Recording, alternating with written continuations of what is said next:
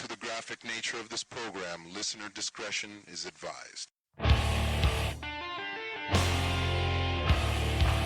Introducing from Atlantic City, New Jersey, weighing in at 210 pounds, your Italian hero, Joey Image!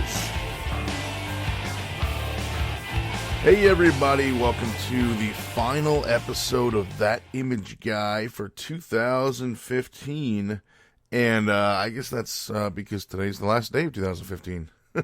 Actually, it is New Year's Eve. It's a Thursday, December 31st, 2015. I hope all of you are happy and healthy still at this point in the year and looking forward to a very happy and healthy 2016. Anyone having a party night or going to a party night, don't fuck up, man. Don't drive. Don't drink and drive. Everyone be safe. Have fun. And call Uber if you need to for a ride, or call Lyft, or call a friend, or call your parents, or call your aunt, call your pet, call your bird. Call a monkey. Monkeys can do human stuff, right? Can't they drive cars? I'm sure they can drive cars. So yeah, just don't get fucked up or whatever and drive. Have a good time. I'm going to do, I hate the term year in review because everyone uses it. It's so unoriginal and not creative at all. So I'm going to call this my 2015 year in review. I try to be funny sometimes.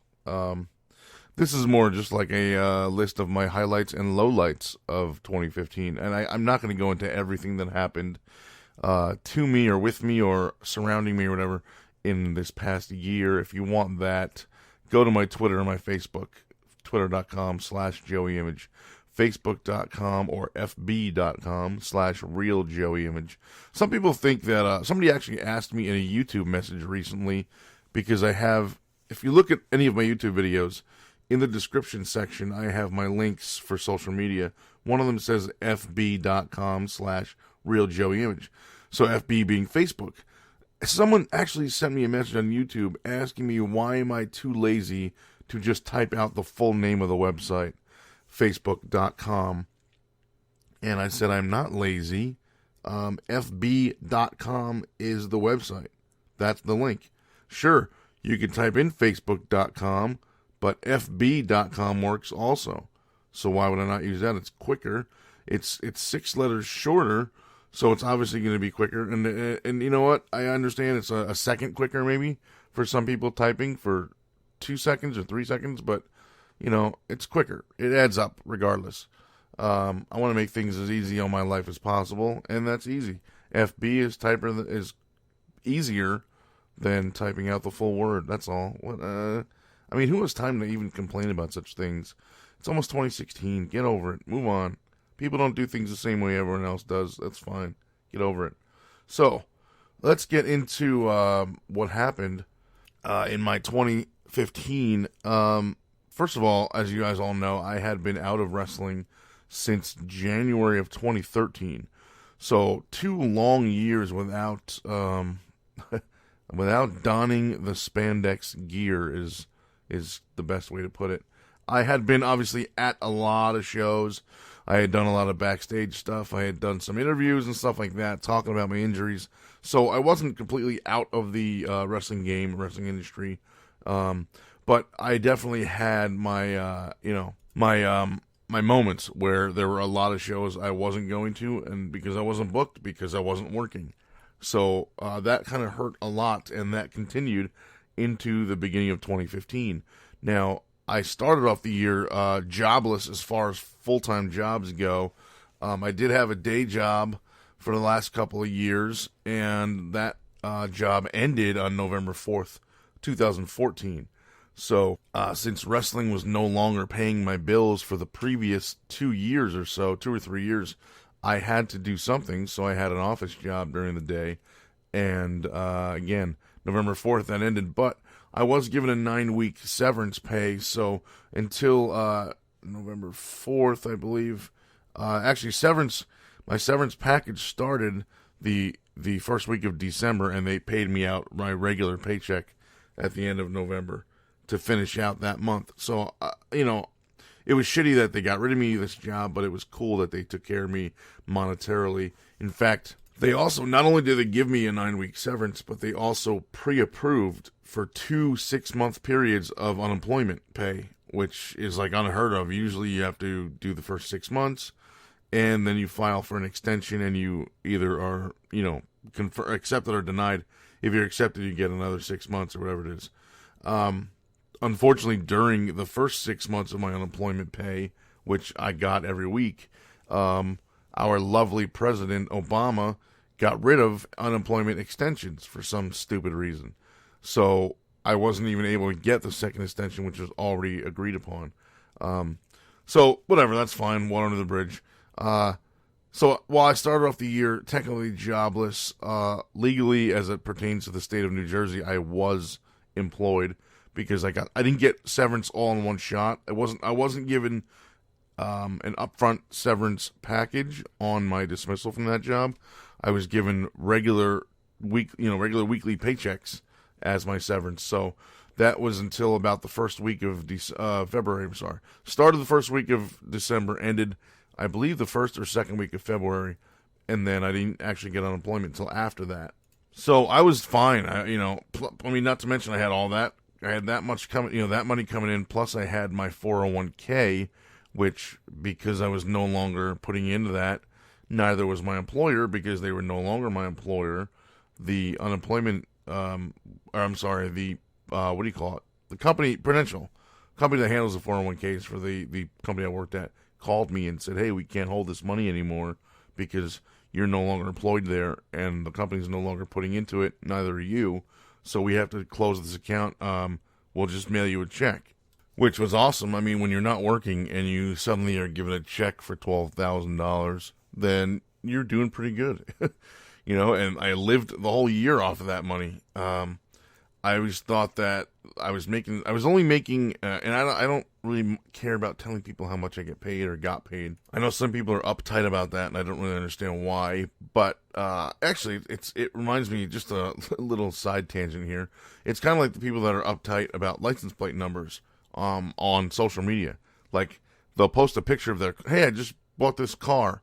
They'll post a picture of a car, and they will blur out the license plate number. But meanwhile, there's millions of people seeing you every day while you're driving it in the street that can clearly see your license plate number. So what the hell is the difference? I don't know. Anyway, so I used to think that the $39,000 a year I was making was not much, but I was able to super budget myself as often as possible and live off the $12,000 I had plus the unemployment coming in. So I did okay. It was overall, it was a pretty good year. I'm not going to start from the beginning because I don't really know a lot of dates for other stuff. I don't know when. I know a lot of stuff that happened, obviously, but some stuff I don't remember when it happened. So I don't want to start from the beginning and try to chronologically explain things and then, get something out of order and mixed up or whatever. So I'm just going to go over some highlights and lowlights that happened to me in 2015. And, I mean, if you guys want, hit me back with some of your own. Leave a comment down below if you're watching the YouTube video of this or listening to the YouTube video of this. Or you can tweet me at Joey Image, like I said earlier, or send me a message on Facebook, or even post on my Facebook wall if you want to. Again, fb.com/realjoeyimage. Or you can even email me, joeyimage@gmail.com. And if you want to, if I do actually get any emails, I'll read those on the air on my next couple of episodes. I probably won't read tweets or Facebook posts because those kind of go away quickly with new stuff that gets added, and then those get moved down to the bottom of the screen. So I may not really see them right away, but at least emails I could save in a separate folder. So yeah, that's what I'm going to do. If you do want to share any of your experiences, good or bad, in 2015 with me or with my audience, which I have no idea how big it is because I know iTunes doesn't keep track. I know Spreaker keeps track though, and I'm averaging about 200 to 250 listens per episode via the 1640 network. 1640 PWPR. Look us up on Twitter and Facebook. Just search 1640 PWPR. But back to the email. If you want to send me your story or send me anything you want to talk about, joeyimage@gmail.com, and just put 2015 in the subject line so I know what it is and what it's about, and I can have that filtered right into a separate folder, and I'll read all those at once. So again, I'm going to have them all set up and go to a separate folder, so if you don't put 2015 in the subject line, it will not catch it, and you will probably not be read. But anyway, a couple of things that happened in 2015. As I said, I started off the year jobless. I sent out 1 million resumes and a ton of, filled out a bunch of applications. I mean, Jesus Christmas, even Walmart didn't call me back. That's how much of a loser I am. But, I mean, thankfully, I've only been there for 3 weeks now, but I did just get a new day job a couple of weeks ago. This coming Monday will be my 4th Monday there, so I've only been there for 3 weeks. But it's just an office job. It's nothing overly exciting. I can wear jeans, so that's cool. So, it's casual, it's comfortable. It's kind of difficult and challenging, but I'm still in training, so that's probably why. I don't really know what I'm doing just yet, but I'm working for a company that does that makes television cameras and lenses and tripods and all those kind of deals, all the parts for those cameras. So I'm dealing with literally thousands of cameras and lenses and millions of dollars worth of equipment every day. I deal with networks like ABC, NBC, CBS, Fox, MTV.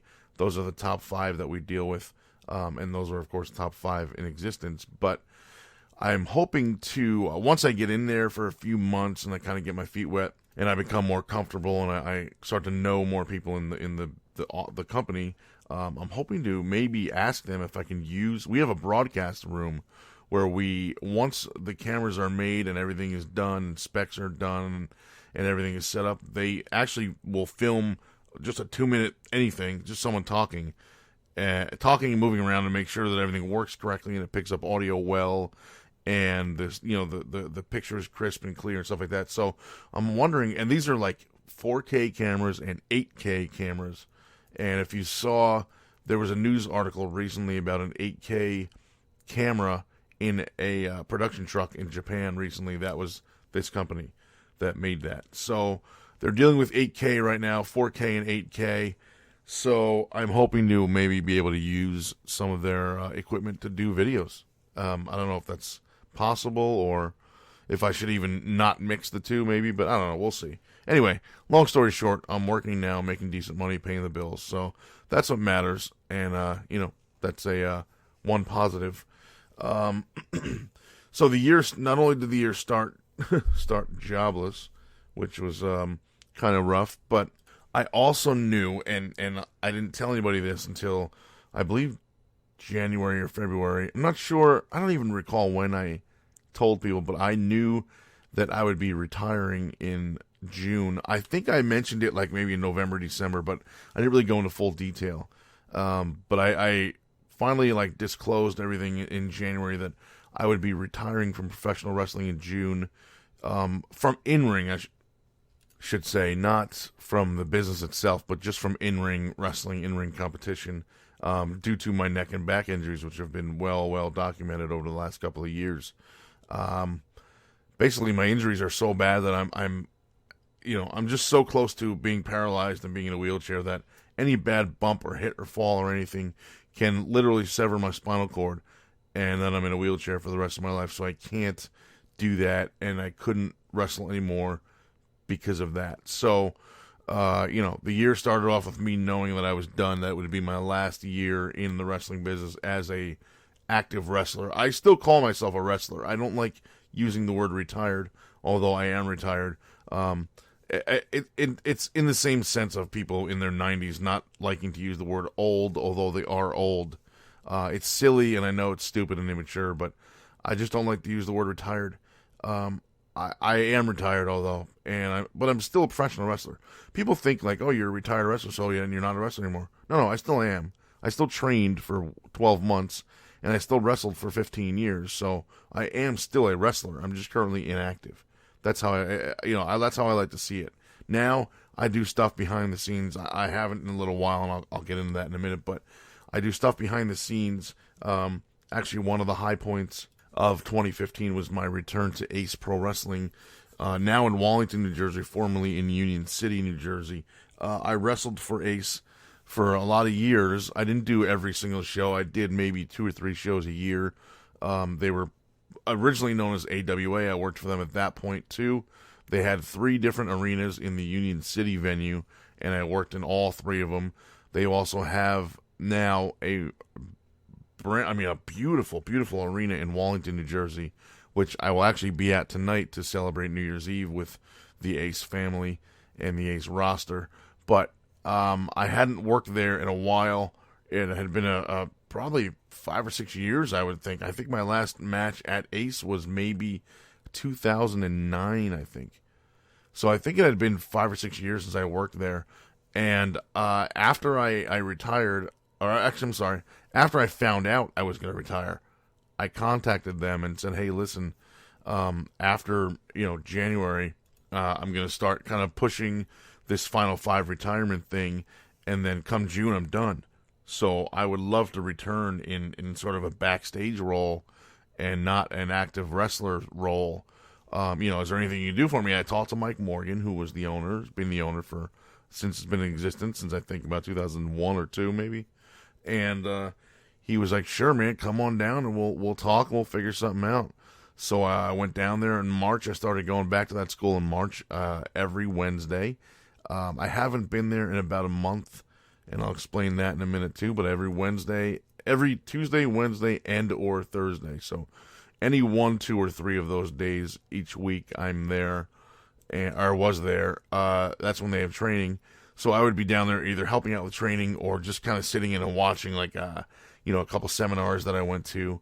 And a lot of us have built up that arena to what it is today, and it's a beautiful building. One of the rooms upstairs, very, very special to me, was an audio recording studio, also a video studio. So we did audio video recordings in one room where there was a bunch of mics set up, and there was a backdrop and cameras and a monitor back there, and everything was just set up real nice. And myself and Cheyenne Ortiz did Ace's podcast, which was appropriately called Studio One, because that was the first studio that we built in that building. To me, Studio One was a throwback to the 90s when I used to go to Studio One in Newark, which some of you may recognize under the name Tequila Joe's. But I used to go to Studio One in Newark every week, and there were metal shows all the time. And so to me, I love the name Studio One because of that. But anyway, so I was doing that, a lot of backstage stuff, and helping out with whatever I can. But the reason why I'm not there anymore is because when I retired in June, I told myself I was going to give myself at least 6 months off, if not a year, just completely away from wrestling, not doing anything wrestling related, not going to shows, not being on shows, obviously. I just needed time away. It had been December 19th, 1999 is the first time that I ever set foot in a wrestling ring, when I started training at Kevin Knight's Camp IWF, at the time in West Paterson, New Jersey, now in Nutley, New Jersey. So since that day, I have been involved in wrestling. And first, let me apologize if you can hear any buzzing in the background. There's somebody outside with a leaf blower. Anyway, back to the thing. So I've been involved in wrestling ever since then. There's a couple times where I was injured. When I had my my first knee surgery, I was out for 6 weeks. But even then, I would go to shows on my crutches and just kind of hang out. When I first hurt my neck, I would go to shows. I would go to shows with my neck brace on and just kind of hang out. So, I mean, there were still times where I couldn't do what I did because of injury or whatever, but I would still go. But this time, I just needed time away. I just needed time off. I was burned out. I needed to recharge my creative batteries, which is what I was using now, because I'm no longer using my physical in-ring batteries, if that makes sense. So I just had to kind of get away, and I never gave myself that. What I planned on doing was working for Grand Slam Wrestling as I was until June, when I retired, and then taking 6 months off from wrestling then, and then not coming back unless I was asked. But what I actually did was I went back to Ace in March, which means from March, April, May, and June, for the first 4 months I was at Ace, were my last 4 months at GSW until my retirement. And then those times obviously overlapped. So for those 4 months, I was working for both companies. And then once the GSW thing ended with my retirement, I never took time off. I just stuck with Ace every week. So I never actually gave myself the time off that I think I need and that I thought I needed.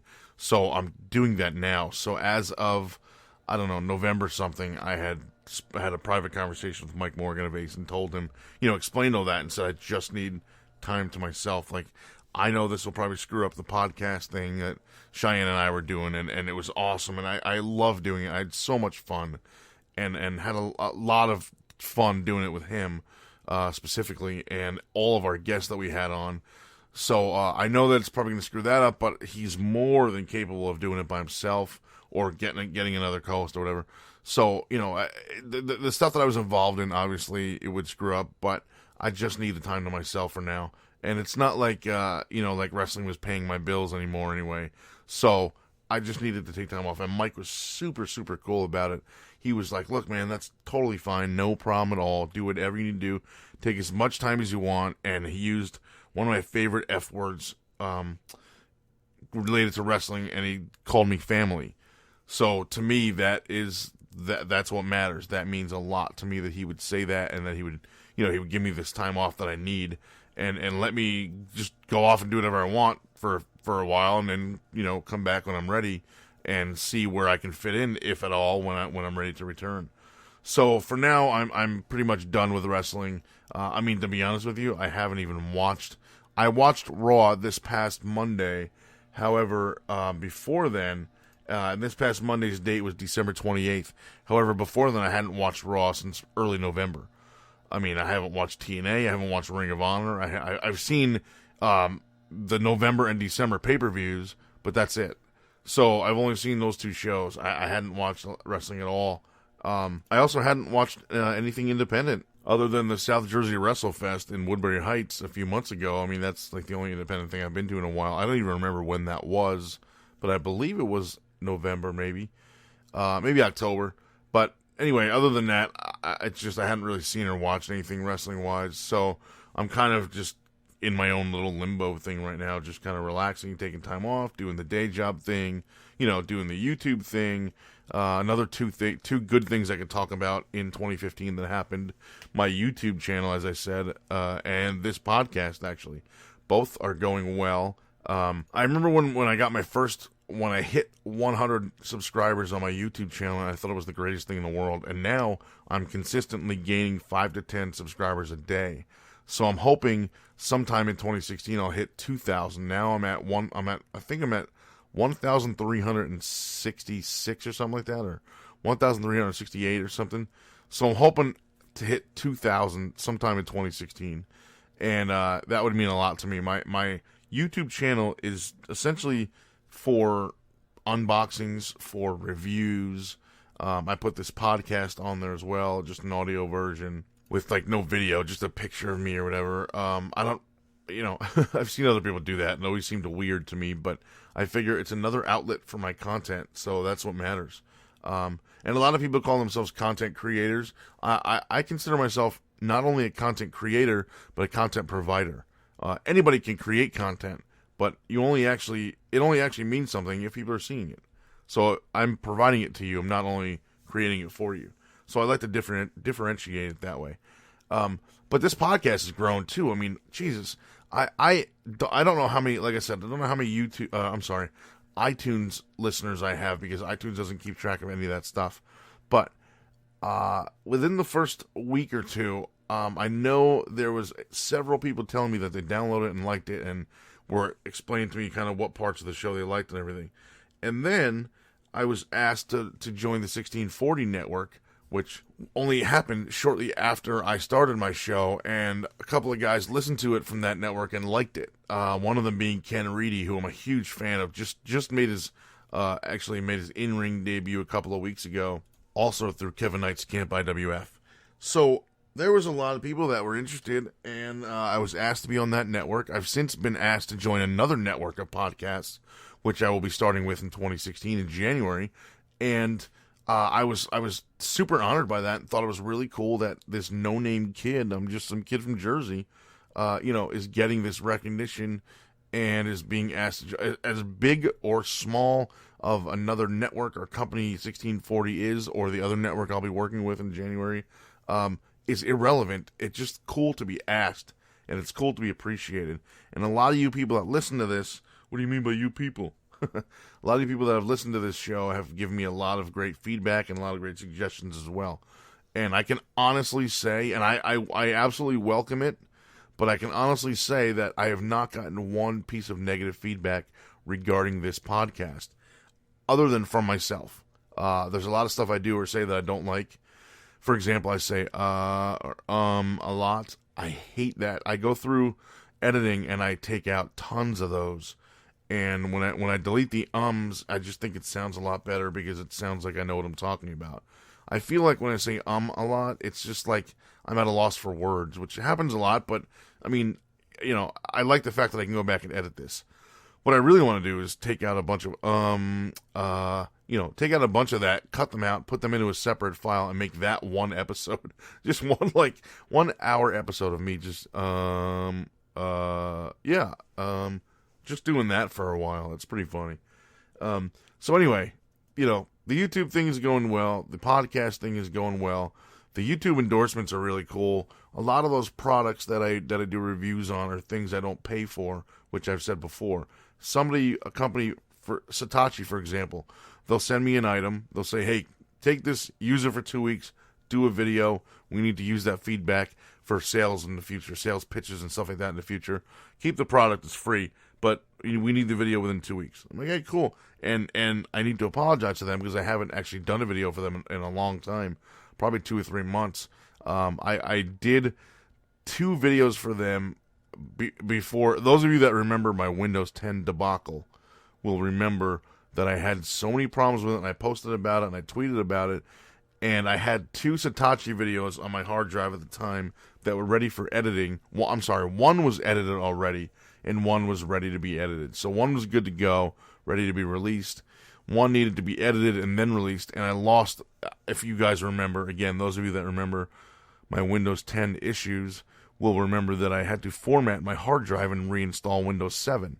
So I didn't get to upload any of those 2 videos because I lost them.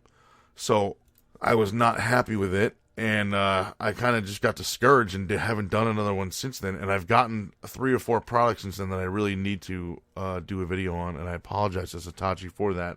I got discouraged, and the hard drive thing and the Windows 10 thing really kind of drove me nuts. So I never finished those videos, but I will have to go back and redo them, and I apologize again to Satachi for not keeping up with my end of the deal. But anyway, so that kind of stuff is what helps my YouTube grow and progress.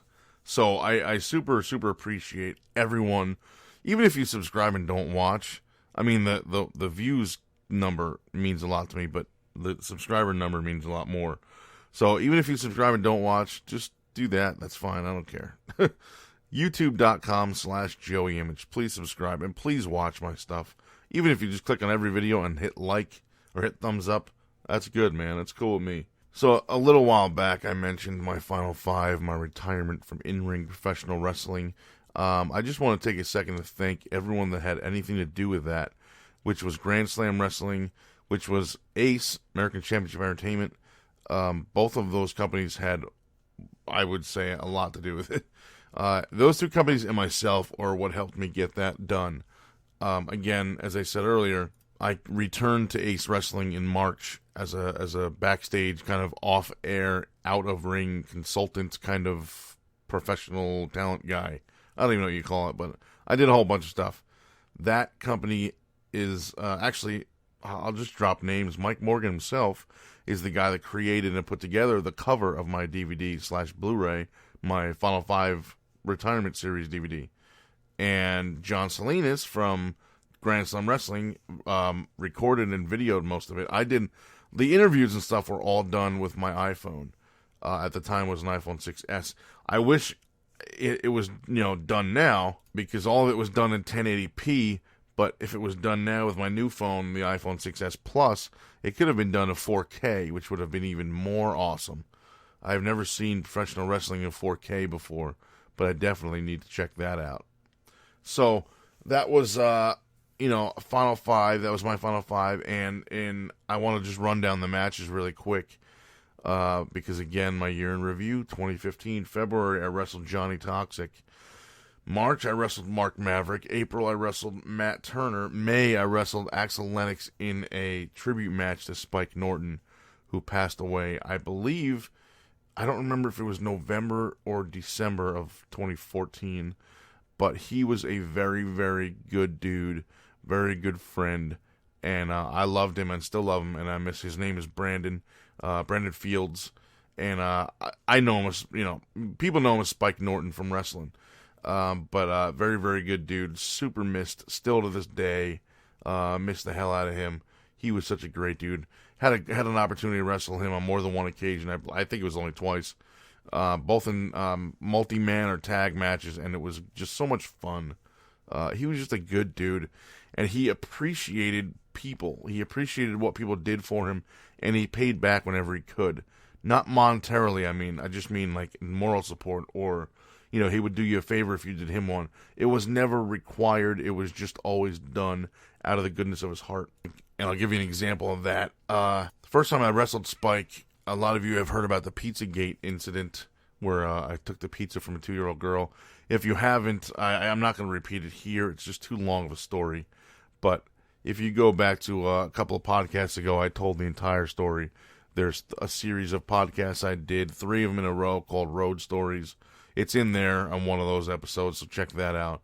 But in the same night as the Pizzagate story, and in the same match I was entering to when the Pizzagate story happened, there was this other incident that also happened, and I don't think I've told this story before, at least on a podcast, but Spike Norton was in the ring wrestling somebody. It was myself and 3 other guys I had never met, and I don't even remember right now who was on my team.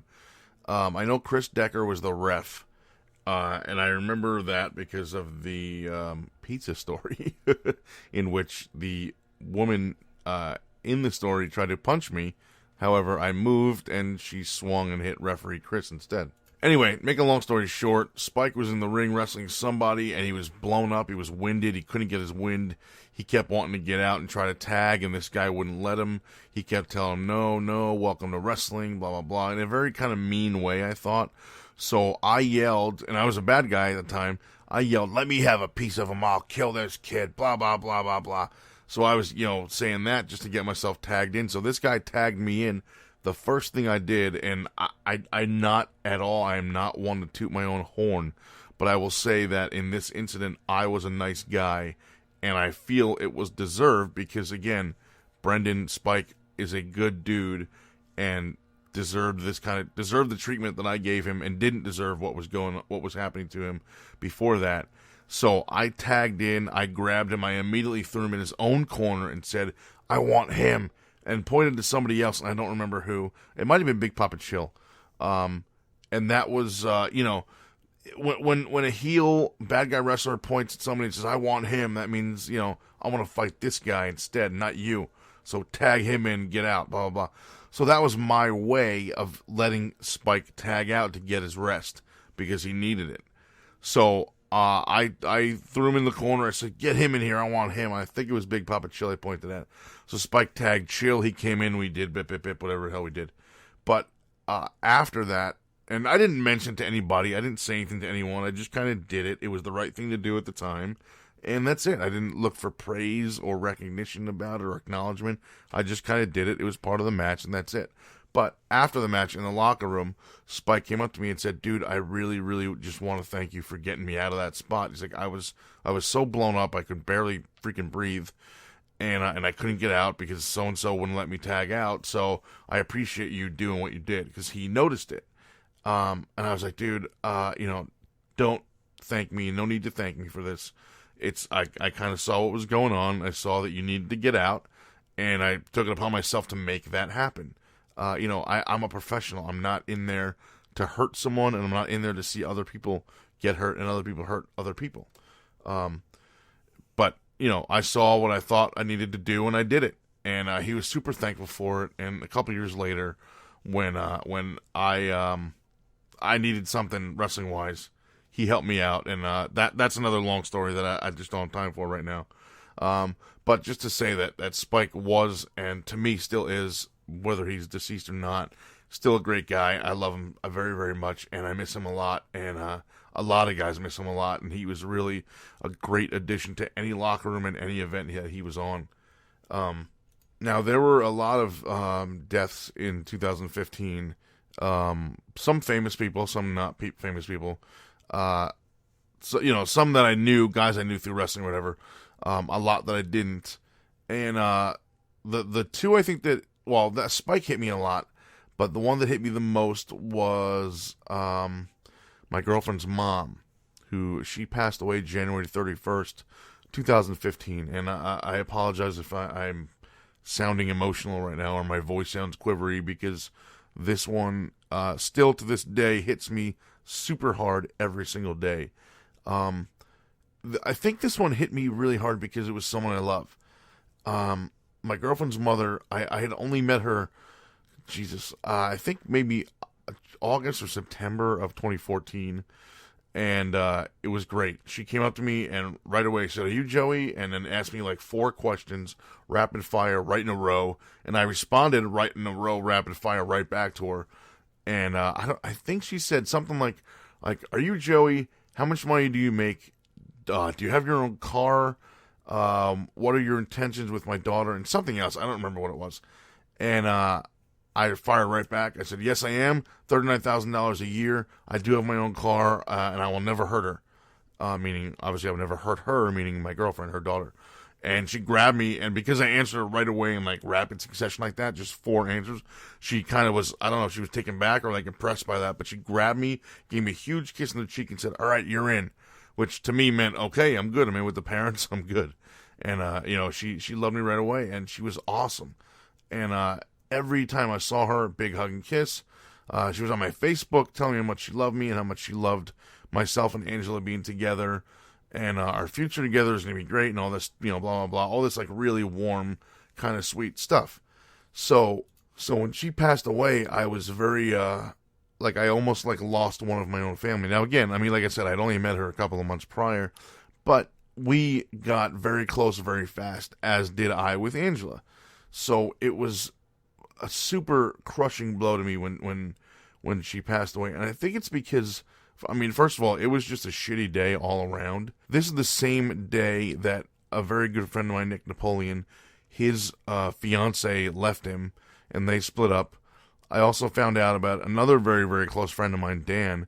Him and his wife split up that day, and she had filed for divorce, which to me is kind of effed up because she was the one cheating on him, so it should have been him filing for divorce.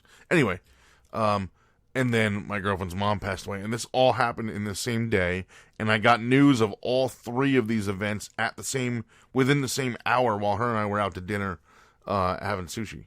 To this day, I will not go back to that sushi place because I feel like it's cursed. Like all that 3 strikes and you're out shit. Well, there were 3 strikes that happened right there. And they all involved a woman leaving. 2 of them leaving their relationships and 1 of them leaving our lives.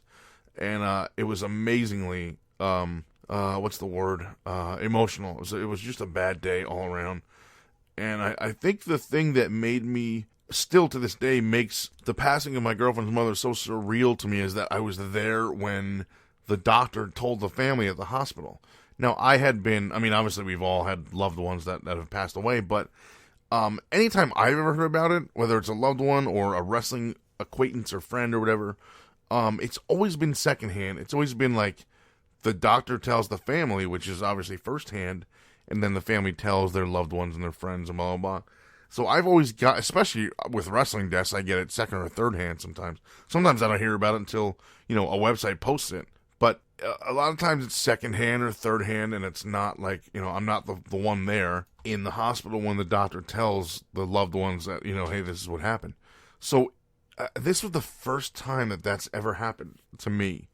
So when the doctor came in and started asking a bunch of questions about her health, and what pills is she on, and what's her regular sleep schedule like, and what does she do during the day, and how has she been feeling lately, and blah, blah, blah.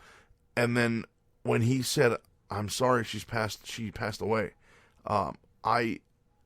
it made me, first of all, the first thing I thought was, why did you even ask any of those other questions? Because it's all irrelevant. The bottom line is that she died, for fuck's sake. Who cares what her fucking sleep schedule was at that point? None of that mattered. It was just like, it was just so weird to me that I was present for that, and that's never happened to me, and hopefully it'll never happen to me again. I'm sure it will, but obviously the hope is it won't. But I had never been present for that firsthand passing of that information. As I said, it's always been second or third hand. I'm always, the quote-unquote the last guy to know. Now I was one of the first guys to know, and it devastated me as if it was my own mother. Thankfully, my own mother is still alive, but the day that I get this news about her, I'm going to jump off a bridge. I mean, I can't, there's nothing, I can't say anything to make the situation better for my girlfriend or her family. And part of the devastation was the fact that I felt like this because I loved her mom. And then the other part was because I don't want to see her like that, obviously. Nobody wants to see their wife, husband, girlfriend, boyfriend, sister, brother, whatever, loved one, whatever relation you are to that person. No one wants to see them in this much physical or emotional pain. She still feels it, obviously, and she always will. And I once said to her, I think it was a couple of weeks ago, actually, because we were talking about how this was the first Christmas/New Year's without her mom. And what I said was, it'll never get easier, but we'll just get used to her not being around. And again, so the pain will always be there. We'll just get used to carrying it with us. And it's not something that that I would ever wish on anybody. My worst enemy, I hope your mom never passes away. I mean, I wouldn't, any parent, either parent, it's equally devastating on both accounts, I'm sure. And my father's still alive too, so I don't know. But when I do know, I'm not one I don't handle this very lightly, let me put it that way. But just, it's still, I can still hear it in my head. I know, I can replay it in my head as if I was watching a DVD or a Blu-ray or a videotape. I can rewind it and I can see the doctor in the corner of the room sitting right next to me to my right with my girlfriend to my left. One of her sisters was across from me. The other sister was on the left next to her brother. And the doctor and her father on the right, on the other side of the doctor. And the doctor just saying, I'm sorry she passed away. And I don't know what, what I could have done in that moment. Nothing, of course. I mean, there's nothing you can do. Life happens and death happens, and it fucking sucks, but you got to deal with it. But I mean, the only thing I could do for my girl was hold her, and that didn't do anything. It didn't ease anything. It didn't ease any pain. It didn't bring her mom back. It didn't get rid of her. It didn't fix her heart or put her heart back together, which had been broken by this devastating news. But I did what I could. And, I apologize for getting emotional right now, but as I said, this was a very rough time for me. I've never been, I guess I've never been around this kind of situation firsthand, like I said. And, I once said something to my girlfriend about, I'm a lot of you know that I'm an enormous lover of stand-up comedy. I've always wanted to do stand-up. I've got some stuff written. I have famous stand-up comedians that are telling me, hey, I will help you out. I'll listen to your stuff and see what I think. I can give you time on my show. That's the coolest thing. One comedian once told me, a guy from, I'm not going to name drop. I'm not really that guy, but he's been on the Howard Stern show. He's from the Opie and Anthony show. But he's told me that, hey, I'll give you 5 minutes in one of my sets if you want to do. Even if you want to do like an open mic, I'll check it out and go there with you and see how you did and blah, blah, blah. But, so I think, for that, I once told my girlfriend, like, I hear, as it pertains to that, I hear so many comedians and just people in general that make jokes about their mother-in-laws, their spouse's mother. And it's always, like, negative. Like, my mother-in-law is such a nag. She's such a pain in the ass. I can't stand her. I hate her. I don't want her over for the holidays. Whatever. Shit like that. She's always meddling in our relationship. And I don't understand that because I've never had that. not in the sense that I've never had a mother-in-law, because I've never been married, and nor are Angela and I married. But I mean, her mom to me is my mother-in-law. You know, it's still my partner, my significant other's parent, still my in-laws to me, even though we're not legally married or anything. But I never understood that, because like, I loved her mom. I never, and still to this day, never would have a bad word to say about her. So I don't know what the deal is with like those mother-in-law jokes, but like, if I ever did stand-up, I wouldn't say one, because I don't have any. It's just not funny to me. I loved her, and I still do love her. Her name is Irene. I love her a lot. And you know, she when she asked me those 4 questions, those rapid fire questions, and I responded right back in rapid fire succession to her, and she gave me a hug and kiss and said, "Okay, you're in." That was her. I took that as her giving me her blessing, saying, "All right, you're part of the family now. You're with our daughter, and everything's great." And she gave me her blessing then, and I never forgot that. And that means, and still, you know, meant then, and still does now, mean the absolute world to me. And of course, I mean, for as long as I live, I'm never going to forget that. And I will never forget her mom. And there's not a day that goes by that we don't either think about her or talk about her or honor her in some way. She defined the word matriarch. She was the matriarch of that family. And I was proud to have become a part of that family, by being her daughter's boyfriend. It kills me that if Angela and I were ever to get married, that her mother won't be there. It kills me that, you know, if we ever have kids, she won't be there to see the birth of our kids or whatever. And, you know, obviously there's nothing I can do about that. And I know that life happens, and I know that shit happens. And that's what this was. This was just a very shitty situation. I hate the fact that her and I never got to take a picture together. You know, I hate the fact that, Angela and her father and, you know, their siblings and her siblings and her family, you know, the rest of her family, outside of her siblings and her dad, you know, didn't get to say goodbye. I mean, it's like, it's different if somebody is sick, right? And like, if I say, hey, I have cancer, I have 6 months to live, I got 6 months to say my goodbyes to people. When it's just sudden like this, I mean, her mom was just taking a nap. She was asleep. She was alive. She was breathing. She was just taking a nap and on the couch, and she was still breathing. She was snoring. She became unresponsive, and she went to the hospital, and that's it. She left. And it's just like, you know, you don't have time to say goodbye, and you don't even know, you know, I mean, we didn't even know there was anything wrong. Like I said, she was snoring on the couch when Angela left the house. I think they had a short conversation, and that's it. And her father said she was snoring, and then she just didn't respond when he tried to wake her up. And that's it. And, you know, I wouldn't wish that upon anybody. I don't care how much you hate me or I hate you. I don't ever want that to happen to anybody. So that was an amazingly depressing time for my girlfriend and myself. I mean, you know, to quote Bradshaw, referring to Owen Hart during the Owen Hart tribute Raw, I will say this about Angela and her mom. In no way do I pretend to miss her as much as her family will, because again, I wasn't around her all that long. I'd only known her for a few months. Her family got, you know, 60-something years with her. I didn't get that. But I absolutely miss her as much as a son-in-law possibly can miss a mother-in-law that they love.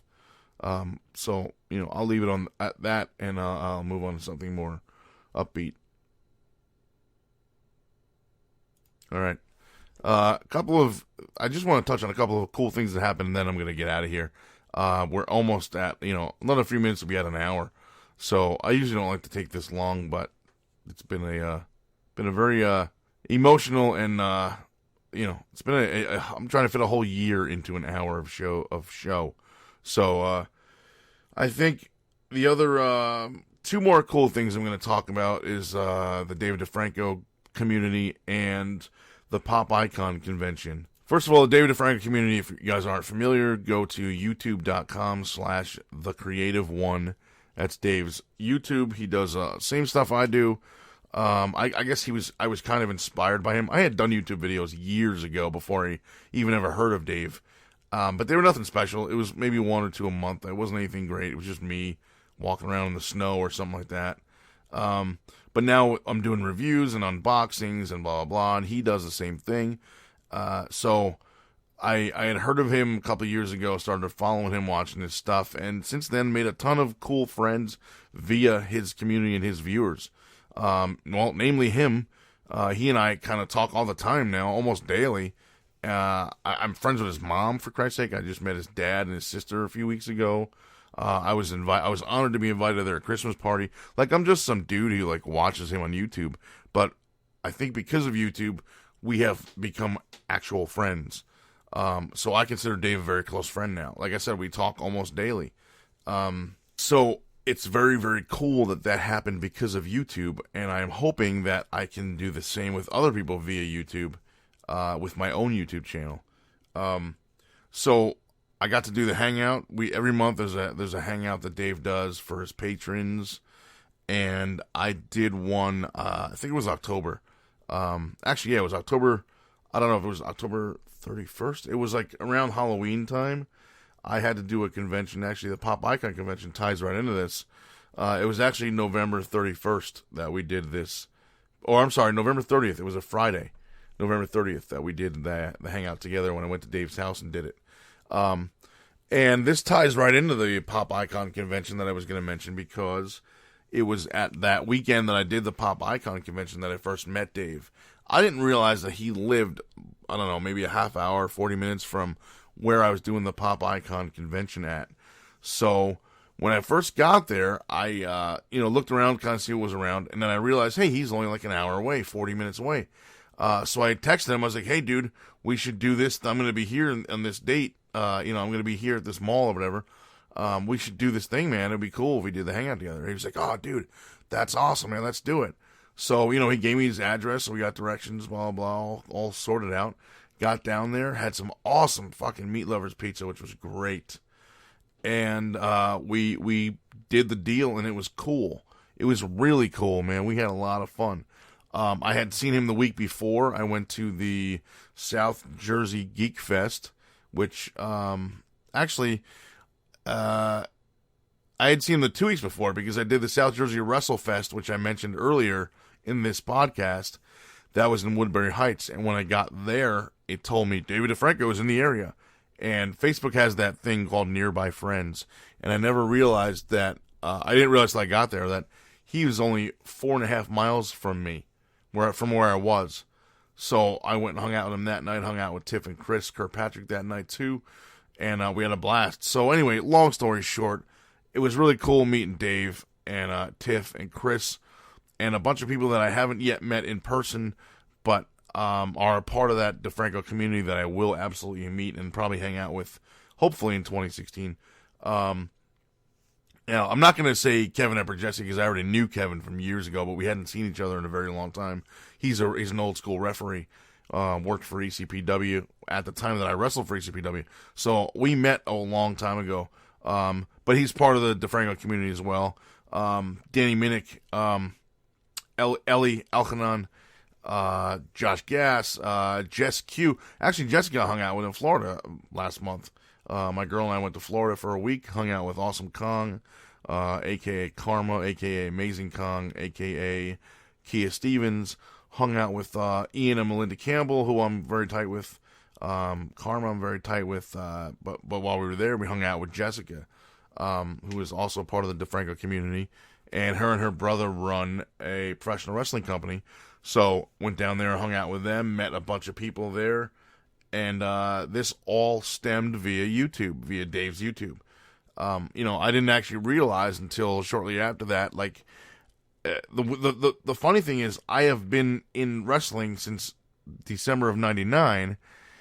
I've only been watching Dave DeFranco videos since, I don't know, 2011 maybe, or 2012. And I met Jessica and became associated with CWE in Port St. Lucie, Florida, via Dave and not via my wrestling connections, which is kind of funny how it all ties together like that. But that all happened because of YouTube. I'm sure I would have heard of them eventually because their company actually runs shows only a few miles from where my parents' house in Florida is.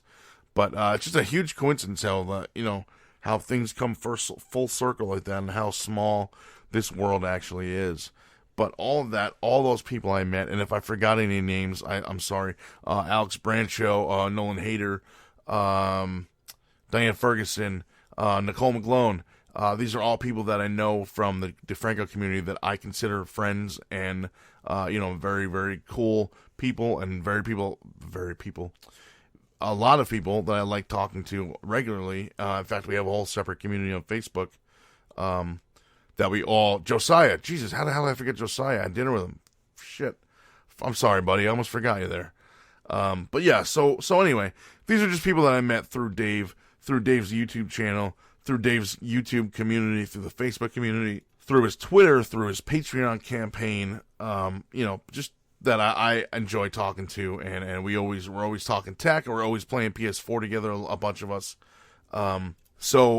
That's kind of cool, and again, all thanks to YouTube. So, sorry if I'm rambling, but I'm kind of not sure what else to talk about. One more thing I'm going to talk about before I go, and that is Nerdtacular 2015 and that community, which is a separate community from the David DeFranco community, but would mesh well together. We're all into the same geeky, techie stuff. The Nerdtacular community is probably my favorite community right now that I'm a part of, and that's because I get to see these people. When you only see someone once a year, it makes it so much more special.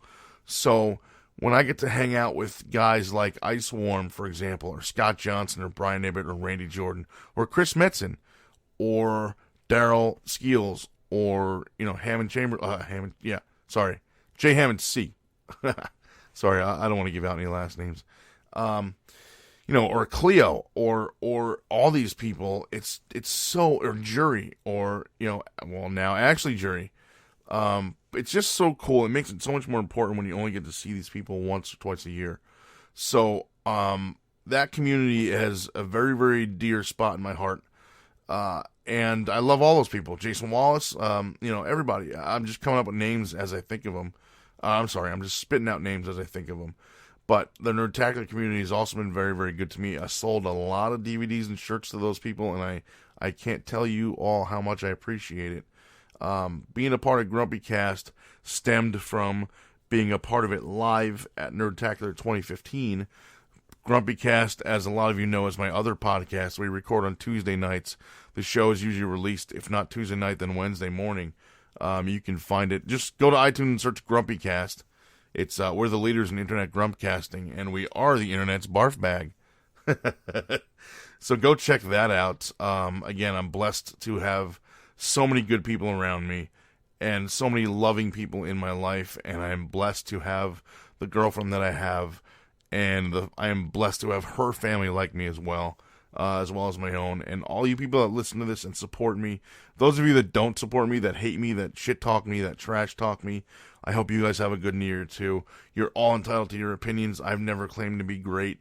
I've never, especially in wrestling, with my wrestling skill and my wrestling ability, I've never even claimed to be good.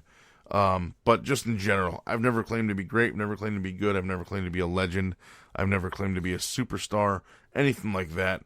You people perceive me the way you like, the way you want, and that's fine. If it's negative, if it's wrong, that's fine. You're all entitled to your own opinions. I just want everyone to be safe and happy. And, I wish we could all get along. Unfortunately, we can't. I'm going to sign off right here. I love all you guys so much. Thank you so much for, letting me do this, for letting me, giving me this outlet. This right now is my 25th episode. I don't remember what the anniversary is for that. Golden anniversary or silver anniversary or something like that. But it's my 25th episode. So, again, thank you guys all for listening. Thank you for being subscribers. I hope you had a terrific 2015, and I hope you all have a great 2016. And with today being New Year's Eve, man, just be safe tonight. Don't do anything stupid. Like I said, don't drink and drive. Call Uber, call Lyft, call a friend, call a family member, call a parent, call a cousin, brother, relative, whatever, girlfriend, boyfriend, husband, wife, sister, whatever you got to do. Just call somebody and get a ride if you're going to drink. And if you do drink, make sure you need that ride. Don't just have 1 beer and 2 beers and call it quits. That's a waste. Drink more than you can handle and have somebody else drive you home who is sober.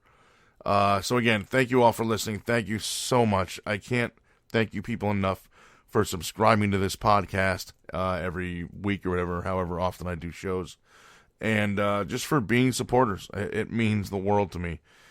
Please, please, please follow me on Twitter at Joey Image. I really need the followers. Please, some of those products and endorsements that I get that I talked about earlier, and I do reviews through my YouTube channel, some of those depend on the amount of followers I have on Twitter, and I make money from that. I get paid from those companies, so please help me out if you can. As well as YouTube, please subscribe to my YouTube channel. Again, I don't care if you watch anything I do or nothing I do. You can subscribe and tell it to turn off notifications. So you'll subscribe and you just forget about it, not even watch anything ever. That's cool too. But a lot of my pay depends on those numbers as well. Twitter followers, YouTube subscribers, a lot of the stuff that I get endorsements from, make money on, depends on those 2 numbers. So please help me out if you could. Another way you can help me out if you want to help monetarily, go to prowrestlingtees.com/JoeyImage and please buy a shirt. I've got 6 t-shirts up there, 6 great designs. A lot of people love the Sons of Anarchy one. That one has just been selling like hotcakes ever since I designed or I put it up there. Thank you to Dean Stahl for the artwork. But again, thank you so much, guys, for supporting, for subscribing, for listening, for downloading. Have a happy and safe 2016. I hope you had a happy and safe 2015, and I will catch you on the flip side. And please don't forget, go to Twitter, go to YouTube, go to Facebook. Check out, search 1640 PWPR. That's 1640 Pro Wrestling Podcast Radio. We love you fans listening to us, all of our shows. Take care and have a happy and safe New Year. See you, everybody.